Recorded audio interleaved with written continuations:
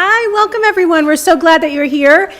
There's a packed room here, but we also have folks on the broadcast. You can wave, Mike, there, see us somewhere. The cameras are like all around us. So I'm not going to talk much tonight, but I did want to kick us off. And I'm too short to sit and reach the microphone and too tallish to stand. So there's like a little weird thing going on.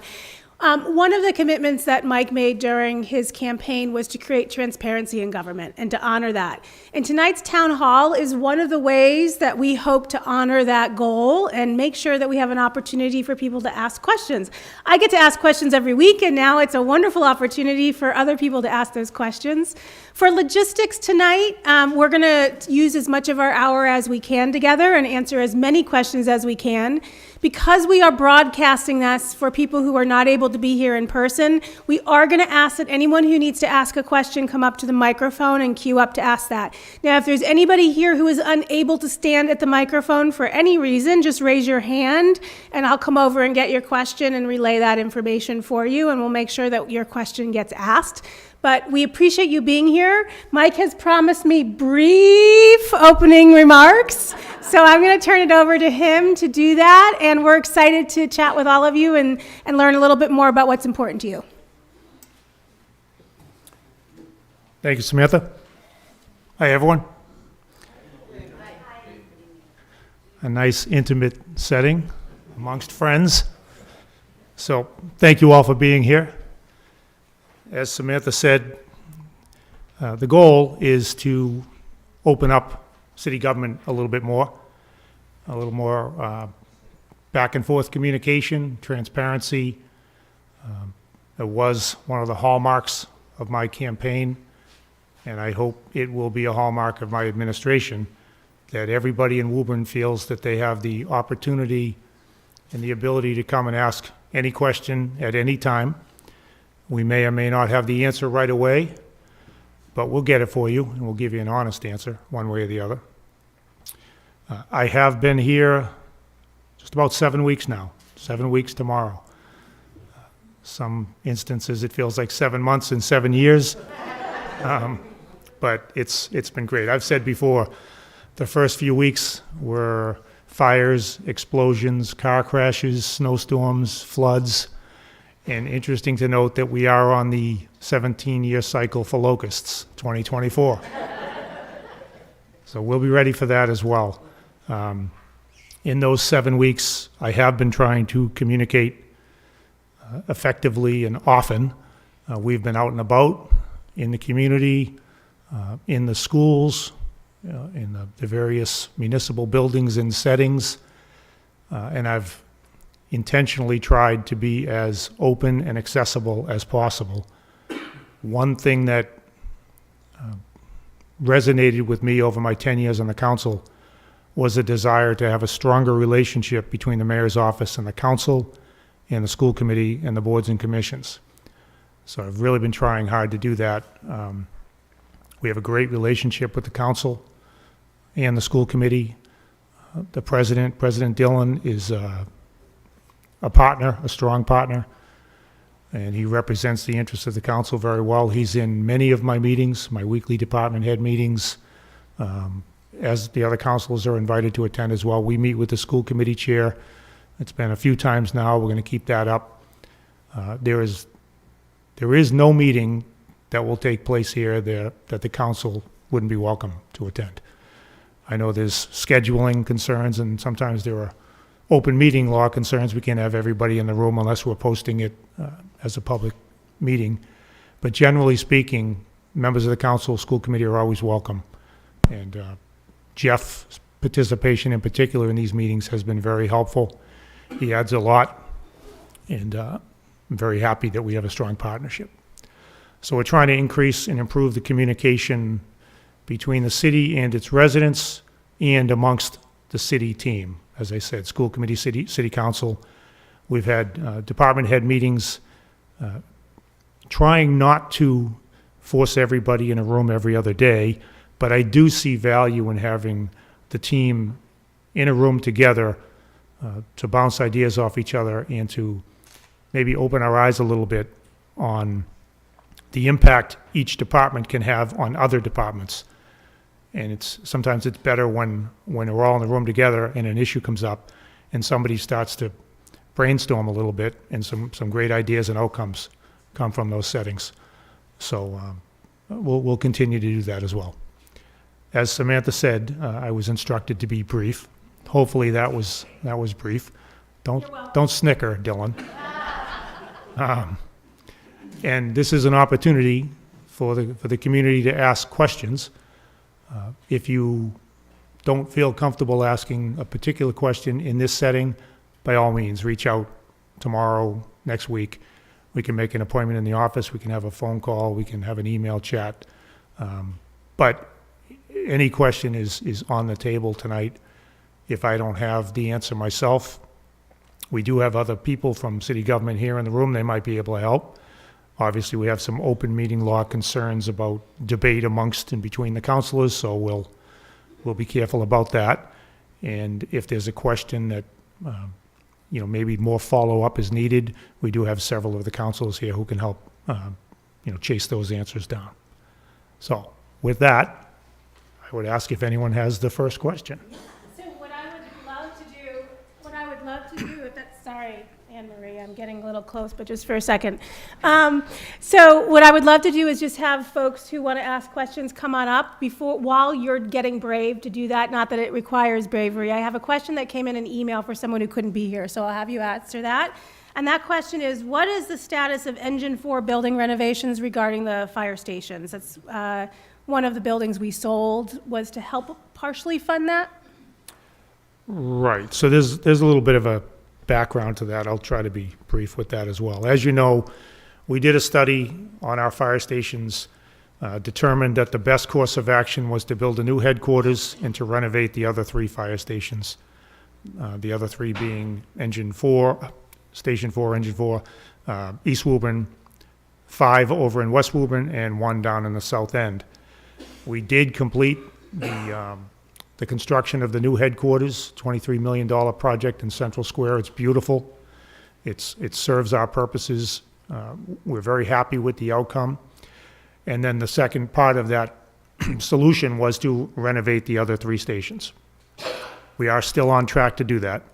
I'll tell you that the other $7 million that was authorized in bonding, the $7 million was to cover the cost of the other 3 stations. We're learning that due to inflation and construction costs, that $7 million doesn't go quite as far as I think those of us on the council who voted for it thought it might.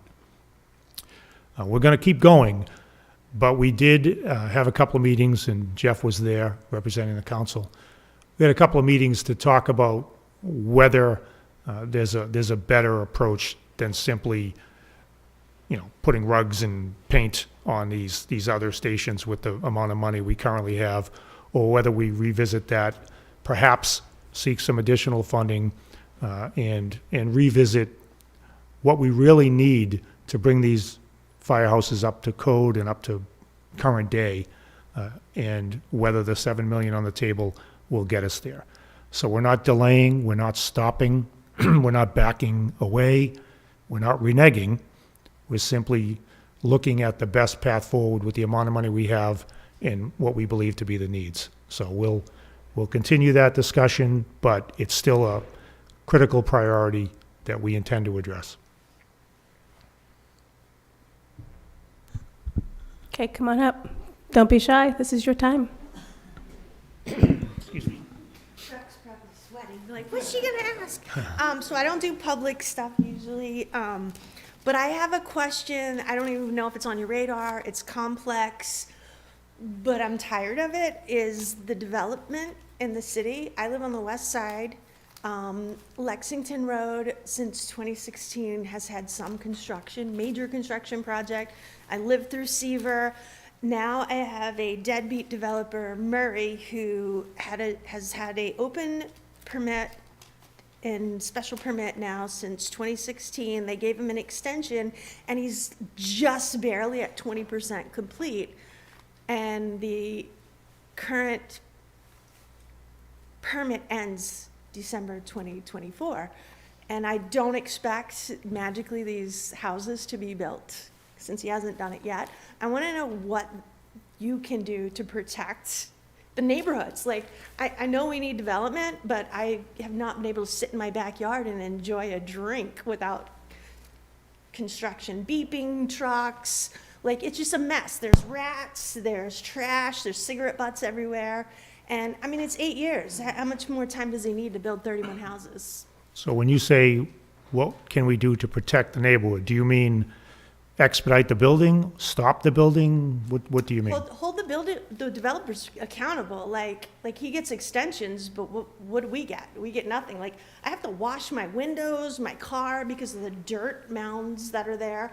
That blows all winter, summer long until the grass grows on it. It looks deserted.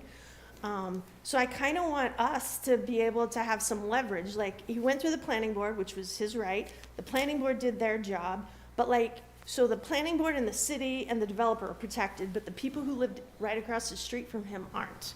Like, how do I get this man to do his job so I can have a peaceful Sure. environment? Well, the short answer is municipal government really is not in a position to demand that the developer build every single house immediately. The special permit process does have timeframes, and it's expected that there'll be a good faith effort to begin the development and get it underway within that timeframe. In this case, that's not likely to happen. I think there's maybe 4 or 5 houses either built or under construction, with another 25 left to be done. I don't see that being done by December.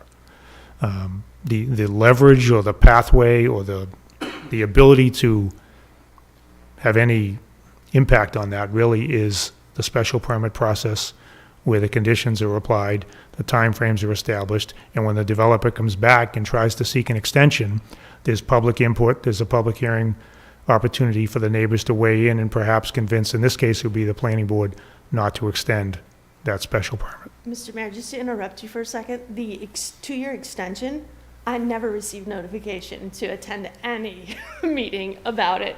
Like, and I'm not asking you to fix it, but like, maybe we can start penalizing them. You know, money speaks. If you fine them, maybe they'll go a little faster. You know, like maybe rework the requirements or something. Yeah, I definitely sense the frustration, and I feel for you. We can look at what our leverage is and what it could be, how other communities deal with it, what other levers they may have available to force these things. But the biggest thing really is weighing in at the time when the extension is up, and see whether it's in the best interest of the city, the neighborhood, that special permit be extended, or whether it be ended at that point. We can look into our options. Off the top of my head, I don't have an answer on what that would look like. Okay. But regarding the special permit conditions that we always apply on the council, and I know the planning board does as well, there can be measures taken to ensure that any harm to the neighbors in terms of dust and noise, you know, starting early in the morning, all of that stuff, those things can be mitigated and they can be enforced. So that could be something that comes up at the extension discussion. Is there more that needs to be applied to make sure that the neighbors aren't feeling this, you know, this pain more than they really should be? Okay? All right. Don't seem totally satisfied with that answer, but, I mean, I'm at their mercy, I guess. But it is what it is. well, you have other ears listening to your comments, so don't worry. Thank you for asking your question. I know you said you don't love being in the public, but you did a beautiful job. We appreciate it. For those who just walked in, we are asking folks to come up to the microphone because we are broadcasting this, and so we want to make sure everybody can hear your question. However, if you are unable to stand at the microphone, or just frankly unwilling to stand at the microphone, raise your hand and I will come get your question and make sure that it's relayed. So who wants to go next? Do I need to do the who I am, where I live? No, you can if you want, but you don't have to. Okay.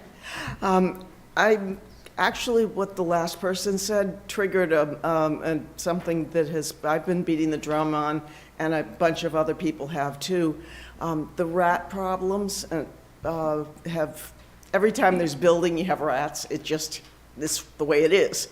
And one of the things I've seen both private industry and the city do is put out bait traps with poison, and it's counterproductive because, yeah, it kills quite a few of them quickly, and the rest of them live on to laugh at you. And meanwhile, the wildlife is getting poisoned. We're losing eagles, we're losing coyotes. Everybody's probably cheering about that one, and I'm not.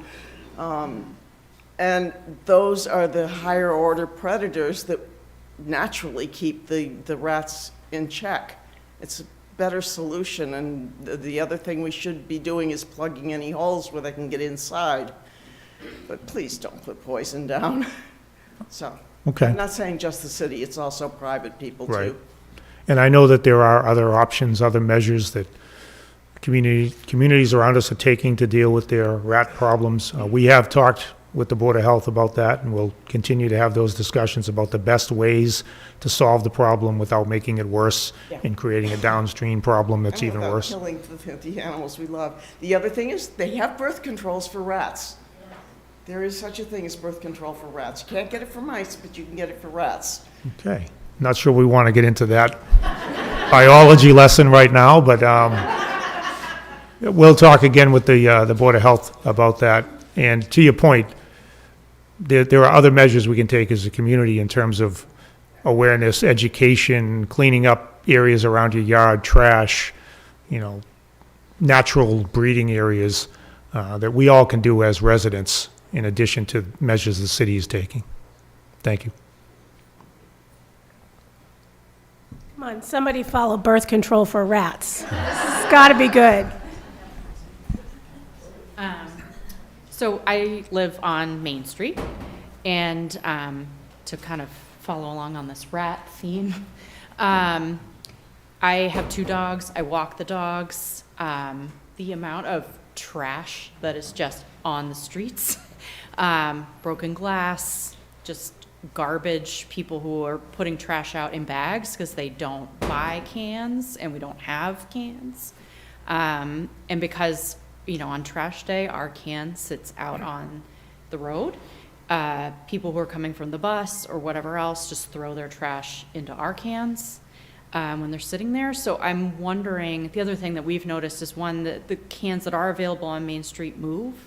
So even if you're trying to say throw away dog waste or throw away trash when you're walking around, I can't count on the cans being in the same place. They seem to move. And there was one at the bus stop, and it was a big one, then it became a small one, then it disappeared altogether. And I know there's been efforts at Horn Pond to make sure that there's cans and there's, dog disposal bags and things like that. But I'm wondering what the plan is.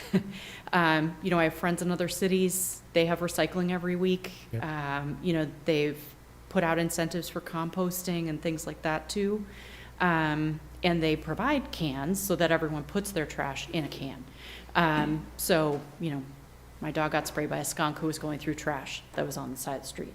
So I'm just wondering what the game plan is, because I Sure. know this came up at the debates too.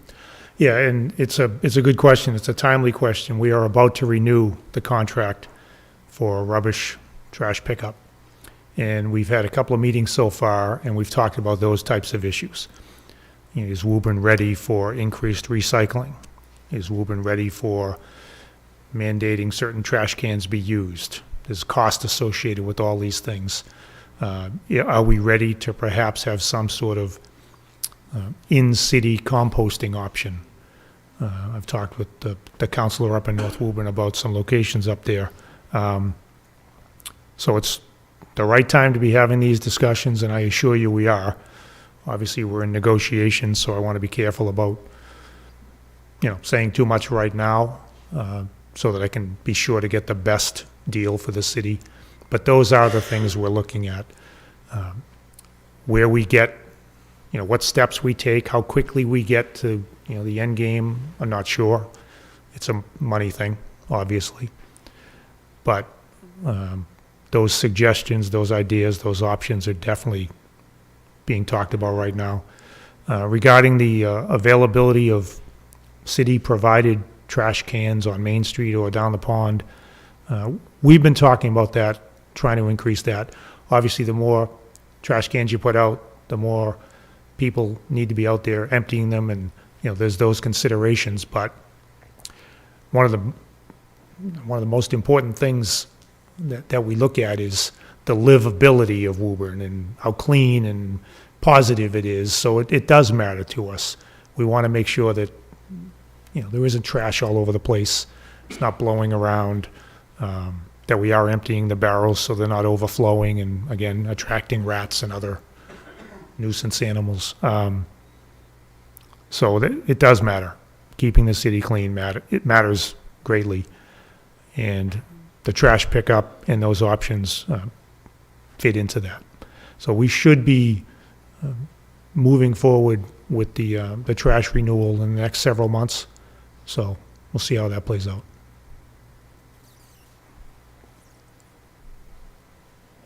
Hi. Maybe this, Chuck, you probably have more of an update, I'm not sure, but I live on the west side. Yeah, you can pull that towards you. No, so I'm on the west side, and I'm just curious if there's a status update on the Bedford Road, Cambridge Street intersection. Yeah, thanks to the efforts of Councilor Viola, who's been on this like a rat on trash. Not that Chuck's a rat, just that he's tenacious. We are finally in the queue to get this work done. Chuck, what's the timing? 2026, which may seem like a long way off, but when you're talking about the state and the traffic improvement program, that's not that far. We're in the queue. I think it'll be a good solution. It's not just going to be a piecemeal, nibble around the edges kind of fix. It'll be a real fix. I don't know if Chuck has anything else he'd like to add, but I will tell you it is a passion of his. It's one of his top priorities. And I know Joanne Campbell as well is working on that. So I don't know if you have any more you want to add. Thank you, Mayor Concanon. What I will say is that, as Mike did say, that it is in the queue. 2026, it's supposedly supposed to break ground. A lot of safety improvements are going to go into that area. So there's supposed to be widening that is going to take place with designated left turn lanes, as well as some designated bike lanes in the area as well. And then also a better bus stop that's going to be there as well, from what we're hearing, so. Yep. Thanks, Chuck.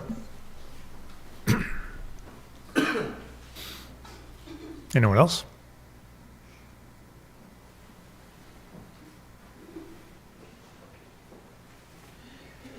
Hello, Mayor. Hello, Hi. Sam. Thank you guys for doing this, taking my idea and doing it. I think it's like a really great thing for you to be doing this and to be talking to us. It's, nice to have some transparency. I could be here all night. I have about 1,000 questions for you, but I won't because there's a lot of people here. I know one of the things in the debates you talked about and being in the position you were in the last administration, you talked a lot about being really unhappy with how the city government was kind of running, for lack of a better word. And so I'm curious kind of what your plan is to remediate some of that. And then if you have time and want to elaborate kind of what you're looking at for the next 6 months, like what your plans and priorities are. Sure. So my main concern, I think, that you're citing was I felt like there was a devaluing, a disrespect, a culture of negativity within city government. Not intentional, not by design. It evolved to the point where there was a pall, essentially. And I felt like the municipal workforce was feeling disrespected. And I didn't think it was worthy. I didn't think it was justified. I didn't think it was appropriate. And I felt that change might help with that. So I have made it my mission over the last 7 weeks to try to build that back up, to make sure that those who work for the city understand that they are valued. And I'll tell you, somebody asked me a week or two ago, maybe it was at the telethon, what was the big takeaway so far in my term as mayor? And I answered by saying I had tremendous respect already for the city's workforce. Police, fire, DPW, teachers, library, all the way through, city hall workers. I've been here my whole life. I've interacted with these people, and I was always impressed with their professionalism, their dedication, their commitment to our city, their willingness to do more than just their job. In the last 6-7 weeks, I'd say even more so. Every interaction I've had has reaffirmed in my mind how committed, how professional, how good our people are. And I tell them that at every turn. And I'm hoping that they understand that I'm speaking for the city when I communicate with them, and when I'm appreciating them, I'm bringing the appreciation of the city.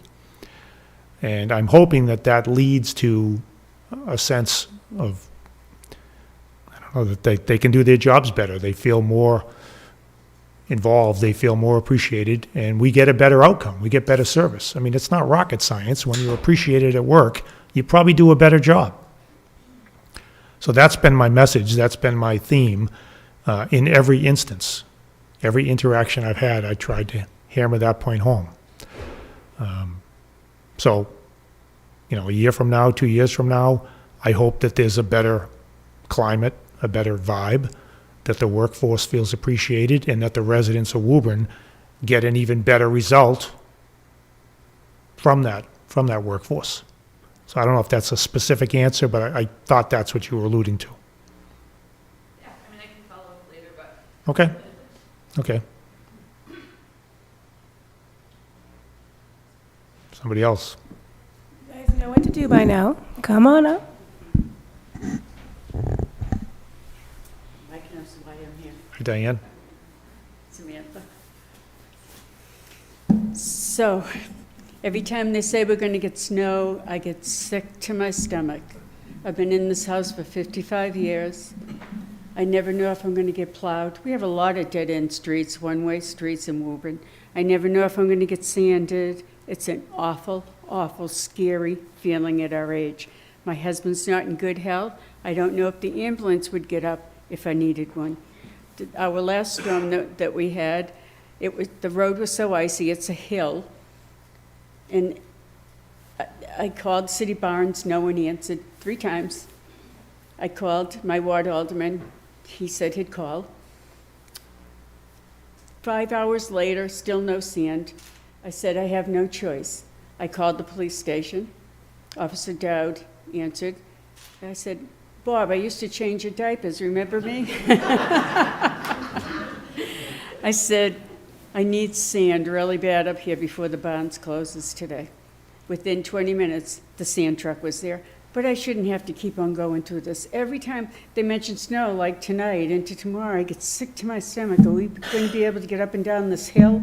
I mean, I've wiped out carrying groceries to the point that when I went in and called the mayor, he sent a truck up right away, and they even helped me pick up my groceries. But it's ridiculous. And then I'll park in the school yard because I can't get up the hill. The custodian comes out, hey, you can't park there. I hand him my keys, I'll ride up with you. He couldn't get up either. So I am familiar with your street. Okay, I've been at your house. yes, I've seen your road, and I can tell you that it's a mess. it was the topic, excuse me, of a recent discussion. We are beginning, Jeff was in the room. We're beginning the process of formulating the paving and maintenance schedule for this upcoming season. And one of the first steps is identifying, obviously the common sense answer is which roads need to be done before which other ones, but the first step is understanding which ones are actually our roads, which ones are not yet accepted roadways, which ones are private ways, which ones are paper streets, which ones have fallen through the cracks. We have to do that first, and we need to identify for sure which ones are the city's responsibility and which ones are not. And you'd be surprised probably to learn that many are not.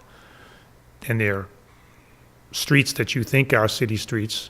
They may even have a street sign that somebody put up at some point, but they're not official city streets, and they're not a roadway that we can spend state Chapter 90 funds to repair. We'd be in violation of the Chapter 90 funding. So that's the first step. And the meeting we had the other day was to talk about that and make sure that when we get our list of streets and we start to get our data on which roads need improvement and which don't, and I will say it is data. We have a consultant who rates every street in the city, gives it a grade, and prioritizes, and it's scientific, it's based on the quality of the pavement, the volume of traffic, all scientific and unbiased decisions. It's not a political decision, it's not who you know, it's not which ward councilor deserves a favor, it's not that, it's scientific. But the first step, as I said, is knowing which ones we actually own and are responsible for. I think we own yours, but I don't have a firm answer on that yet. So before I could even say anything about whether we're going to pave your street, I have to make sure it's our responsibility to pave your street, because I can't be spending their money on something that's not a city responsibility. But your street is on the radar for the discussion. And once we know for sure, we'll communicate the answer to you. Kind of a corollary to that is the resources in plowing and sanding and salting. It's kind of the same analogy. I really can't be plowing and sanding and salting somebody's private roadway. So we're getting to the bottom of that one. But I've been there 55 years. I know you have. I don't have rubbish pickup, I don't have mail delivery. Everything I have to bring down to Middle Street, and I pay taxes. And I have to pay to get plowed. Thank God, I finally do get plowed. I've sent lots of letters to Scott when he was in office, trying to help me out, too. And I've been here 59 years, and I'm surprised to learn that there are some streets that we're not sure of the status right now. Okay. We're working on that. All right. Once we know for sure, we'll be able to give you an honest answer whether we can and whether we will be doing your street anytime soon. Okay. Thank you for that. Okay?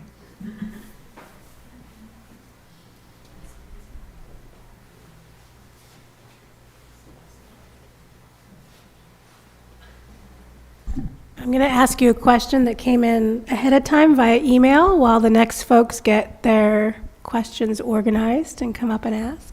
So we had a conversation a little while ago, thank you for bringing it up, around trash cans and placement. We've had lots of similar inquiries come in, and this particular person was asking about trees and planting and such. So I know we had a conversation earlier today just about that, and you might be able to share an update.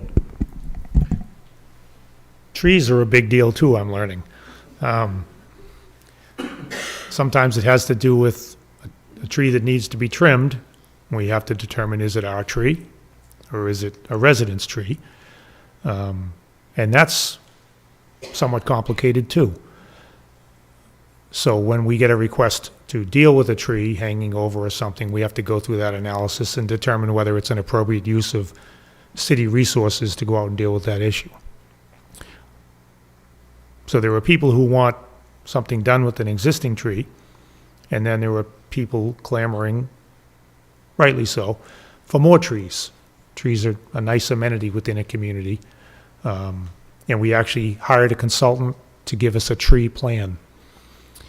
The next step is to have further discussion with the consultant about where they stand, what their recommendations would be, have a community meeting where we gather input from residents on what type of trees, where the trees would be, what's the best strategy to improve, you know, the aesthetics and the quality of our tree program.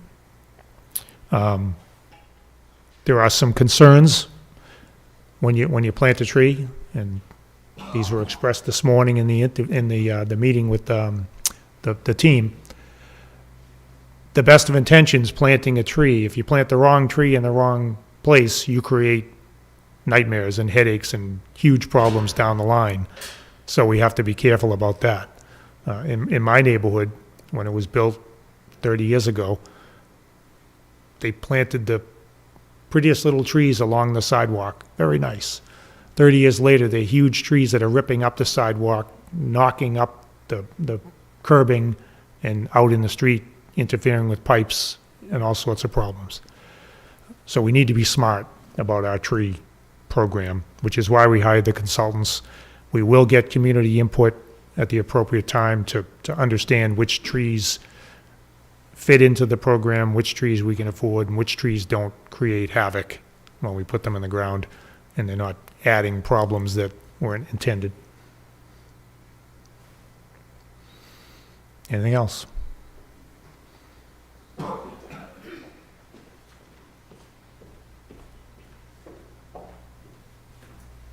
Thank you for doing this. Related to the first question, what's the status of the Central Square Fire Station in the sale? Good question. So as I said, the plan, the fire station plan called for the headquarters 1, 4, and 5, and to no longer use Station 2 in North Woburn and Station 3 in Central Square. The process was that the mayor has to request that the council allow him to dispose of the no longer needed buildings. So the council has to make an inquiry in the beginning, are we sure we no longer need them? There's no other municipal use for those buildings. Is there another department that could use the building, that could expand, that could relocate? So we go through it's pretty quick, but it's step one of the analysis. And Station 2 in North Woburn, that review was pretty quick, and it came back that there was no additional or no need for any other municipal department to relocate to that building. And with the input of the ward councilor, it was determined that we would give the mayor the authority to dispose of the building. So we auctioned that off back in October, I think it was, and we got $880,000 for it. The other station down in Central Square, we kind of went through the same process, and the council, through its Infrastructure and Public Lands Committee, determined that it wanted to seek the input of the neighbors in the area to see if, step one was we don't need it for a municipal purpose, but step two was what could that space be used for, either the building or the land itself, and we wanted to get some input from the neighbors. And I know that the Ward 3 Councilor, President Dillon, does intend to have a community neighborhood type of meeting to get that input. Didn't want to do it during the holidays and everything, but I think we'll probably see something soon. We've done that elsewhere in the city, the Herald Park, the Plimpton School, Clapp Park, all those other previous situations where we were disposing of a building or rethinking the use of a spot. We sought neighborhood input. And I think in all of those instances, we got a great outcome, and I think the people are happy, and I think the ward councilors did their job to get that input. So we'll see what the neighbors have to say. It doesn't always mean we're able to do exactly what they want. We're limited, of course, by geography and how much land we're actually talking about. There's other logistics that maybe you're not going to see a Clapp Park at where Engine 3 is. Wouldn't really make sense there. But we'll see what the neighbors have to say, and then the council will make a determination whether they want me to then proceed with a plan or proceed with a sale. There's also a consideration that is on the table. That area where Engine 3 is I'll call it a problematic intersection because of the end of Clinton Street, the entrance to the Boys and Girls Club, and then the entrance to the Tachi property. A lot of things happening in real close proximity. It can kind of be a pain in the neck, and I can say that from experience because I drive through there all the time. I know one thing we talked about in committee when I was on the council was, is this an opportunity perhaps with no longer needing that building to fix that problematic intersection? We talk all the time, when I was on the council, we talked about the folks that came before us 50, 60 years ago, some of the decisions they made, probably with the best of intentions, but we're dealing with now. And we say, boy, if I was on back then and I knew what I knew now, I would have done something different. Case in point is, Cummings Park on Washington Street with its 4,000 curb cuts where cars are coming and going all over the place. If we were around back then and we knew what we know now, we probably would have managed that better and managed those curb cuts so it's not the chaos that you see. My point is this an opportunity for us in Central Square to improve a problem going forward? And the neighbors will have some input in that as well. So I'm pretty sure those are the considerations that are on the table. The council will hear from the neighbors, discuss and debate the options, and make a recommendation, and I will follow the recommendation of the council. It is a unique situation, which is why it's a little more complicated than the North Woburn one, which is why it's taking a little bit longer, but, you know, we stopped using the Plimpton School as a school when I was about 20, and we finally tore it down thanks to Jeff's efforts a few months ago.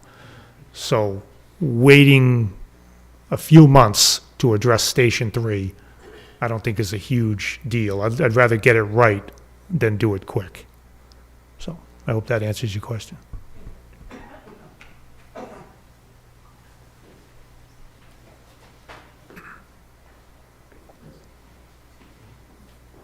Hi. My question's about the old Wyman on Main Street. Is it still the school department that's in charge of it? Did they sign it over to the city? What's the plan? What's the school department using it for? What's the long-term plan? Yep, good question. So the old Wyman School is still under the jurisdiction of the school department. And the way the law reads, until the school committee votes that they no longer need the building for educational purposes, it's in their jurisdiction and the city can't do anything with it. As you know, you probably know, the school committee commissioned a feasibility study to assess and evaluate the status of all of the school buildings in the city from a facilities and physical infrastructure perspective, as well as educational needs moving forward. Very comprehensive study. I think it's about 800 pages, chock full of detail on every building in the school department, including the old Wyman School. And the study lays out some pathways, some options going forward on what our school facilities might look like 20 years from now.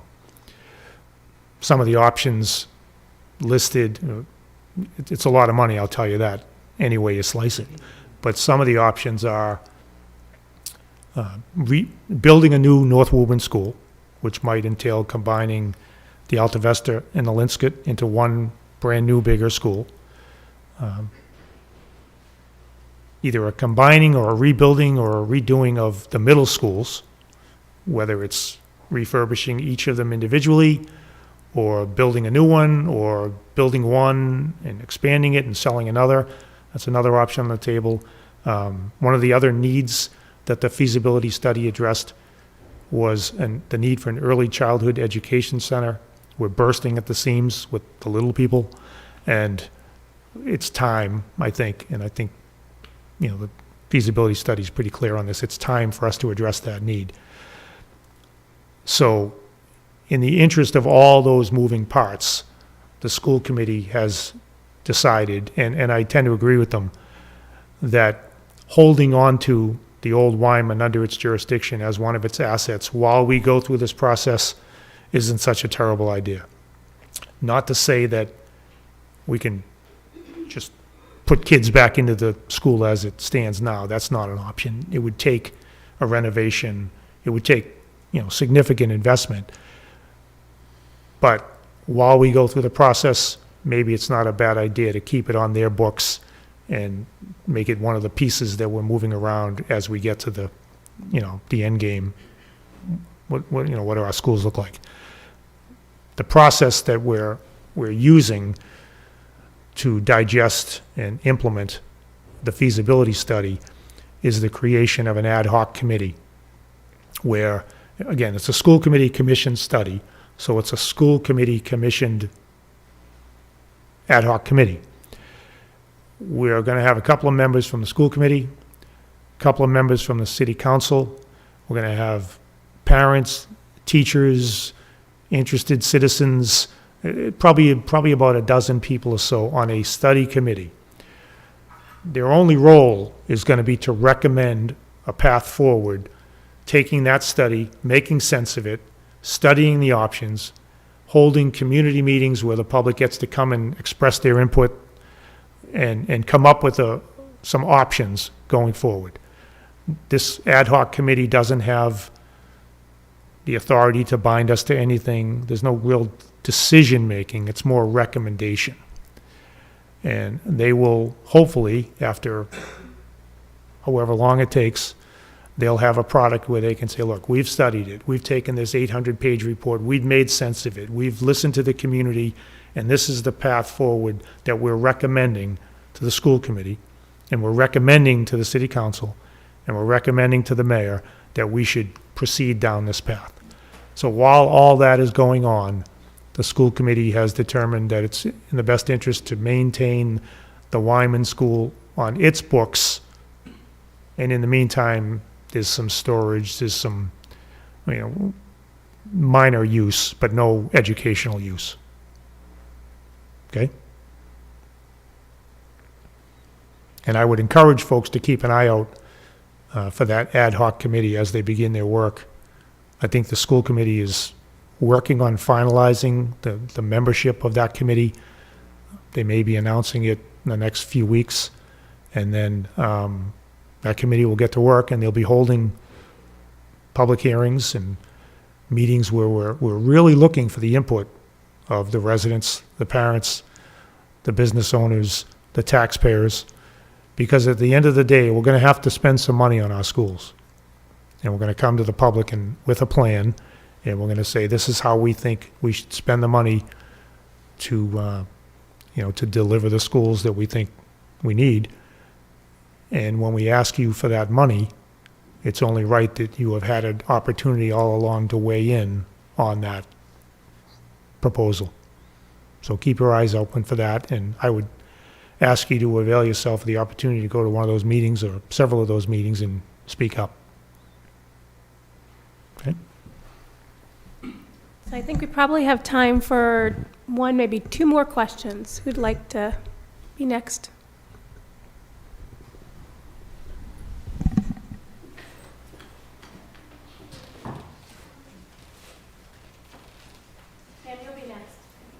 Hi, I have a question.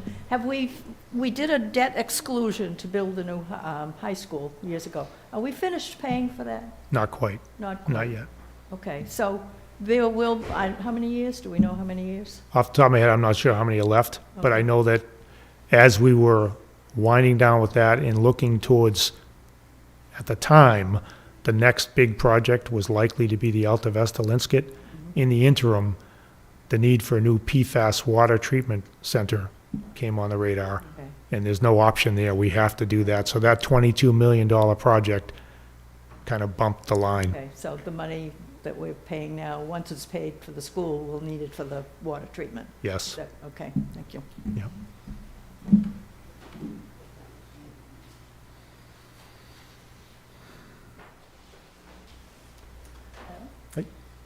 So my question is just a high-level overview, not looking for specific numbers, but just around staffing in general in the city. I guess both in terms of current open positions, general short-staffed areas, as well as how you're thinking about the next budget cycle at a high level. Yep. That's what I think about most days, most of the day, the upcoming budget cycle.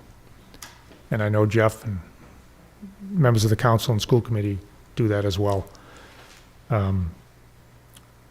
I will say that having been on the council for the last 10 years and being the finance chairman for a lot of that time, we have been level funding our city for all of that time.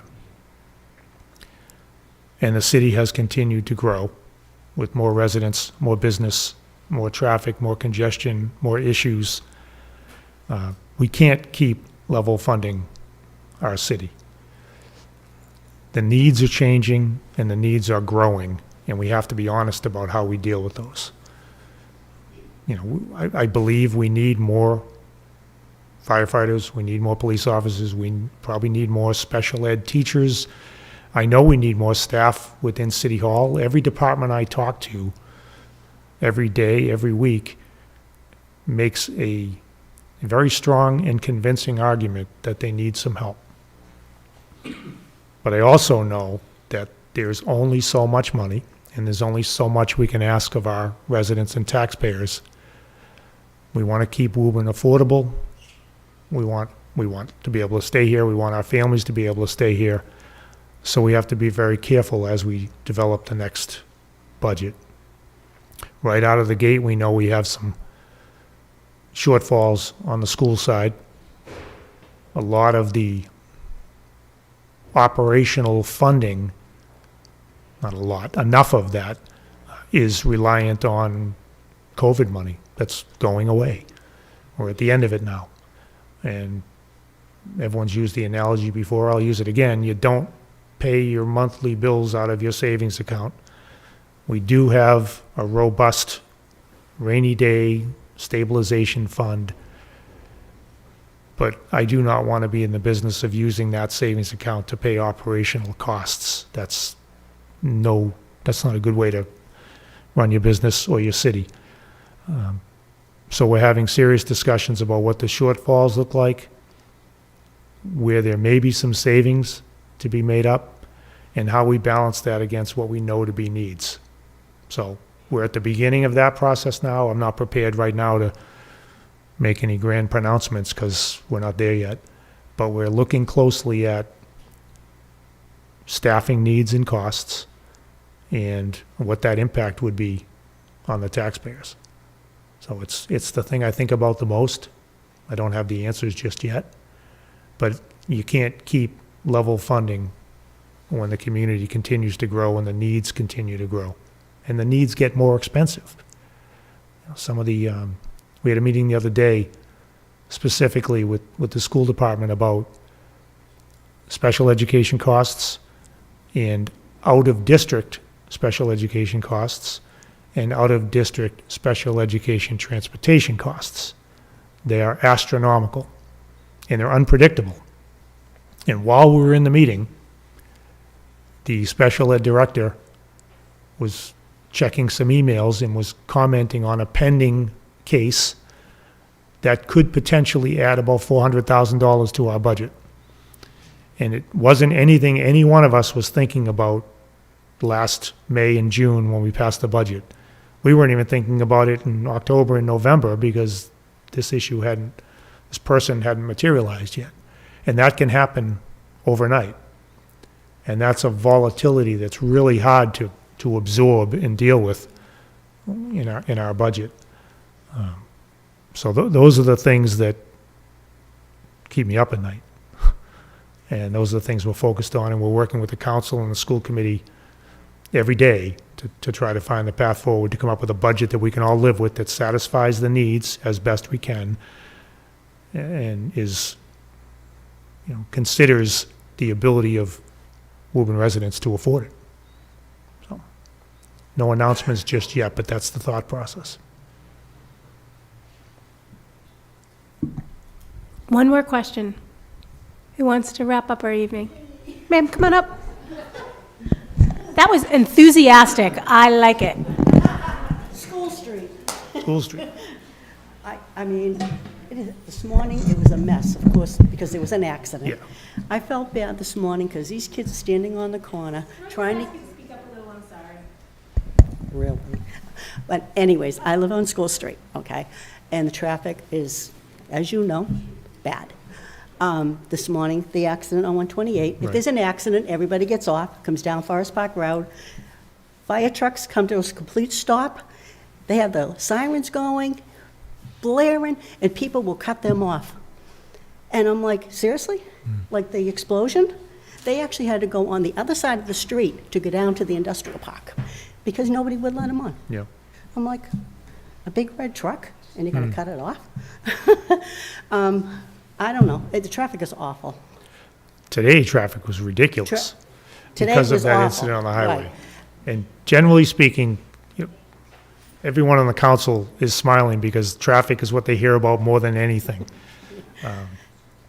Traffic is something we manage.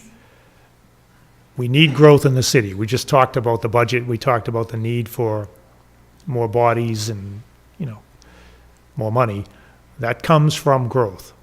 So we need to have continued growth in our city. Our job is to manage that growth and to balance the impact of that growth on our community. We need more businesses to locate here, to pay more taxes so we can afford the teachers and the police and the fire and all those folks. But we don't want to be so congested and so overgrown and overbuilt that it's not Woburn anymore, and it takes you an hour to get from North Woburn to Central Square. So when Takes you that long to get out of the driveway. when I was on the council, this is something that was at the forefront in every discussion we had, and I know it is for the current council. A petition comes before them, and they have to weigh the benefit versus the impact, potential negative impact. I think we do a pretty good job of that. I know as long as it's the primary motivation to strike that balance, they reach good decisions. But we can't go backwards and not allow that type of development, because our residential tax rate will skyrocket. As it is, the commercial, industrial, the business entities in Woburn are bearing the brunt of our tax burden overwhelmingly. Still a good deal for them to be where they are and pay that amount, but make no mistake, they're bearing the brunt, and the residents are paying less than we would otherwise. Now, to your point, we bear the brunt of all the traffic and the congestion and the noise. Understood. It's all about that balance. So what you experienced today certainly was an aberration. It was one of the worst traffic days in recent memory.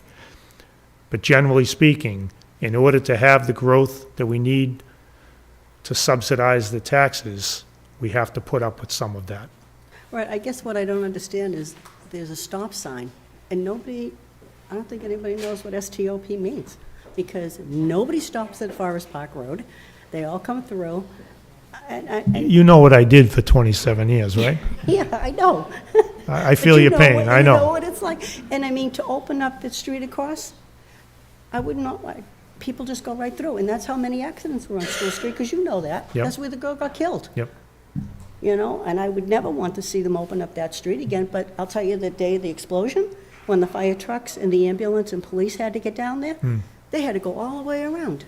I know. I can tell you that it's a priority of mine, as well as every member of the city council, to try to make sure that the quality of life for the residents isn't overwhelmed and negatively impacted when this development occurs. And I know that we have a great police department that's very responsive to community needs and requests, and I know each of the councils deal with these issues probably once a week. A request is to have the police department's traffic division spend some time in a certain area and enforce and slow traffic down, corral the Wild West to a certain extent. I think we do a pretty good job of it, but it's something that's not going away, and it's, to some extent, it's the price we pay to have the tax rate as low as it is, because we need that growth. Yeah, That's just a reality. Because this morning, it was unbelievable. It I was was. looking at these kids, they're all going to be late for school because they weren't going anywhere on School Street. Yep, yeah, it was a nightmare this Yeah, morning. but, okay, just wanted to ask. Thank you. Anybody else? 2 more minutes? Got a question? No? Okay. And the pink, was that a question, or I really thought we were leaving? I think it's time to go. Oh, time to go. That's Okay. totally fair. That was the sign. That's totally fair. Mike, any closing remarks before we thank everyone for being here? I would like to extend my thanks to all of you for being here. I thank my friends in the council and the school committee for coming out tonight as well. I know they're available for any follow-up questions, very accessible. They're my partners. I consider all of them my partners. I hope to do more of these. I want to make sure that there's a give and take, a back and forth, and everybody feels like they can ask any question, anytime, of me or anybody in your city government, because we understand that we work for you. And I've said it all through the campaign. I said it in my inaugural address. It's a worthy calling to be a public servant. You take it seriously. You understand what it's all about. And I'm honored to be the mayor. And I hope that you find things like this valuable and productive, and that you tell your friends, and maybe next time we have to do it in the high school auditorium because there's such a big crowd. So thank you all for coming. I appreciate it.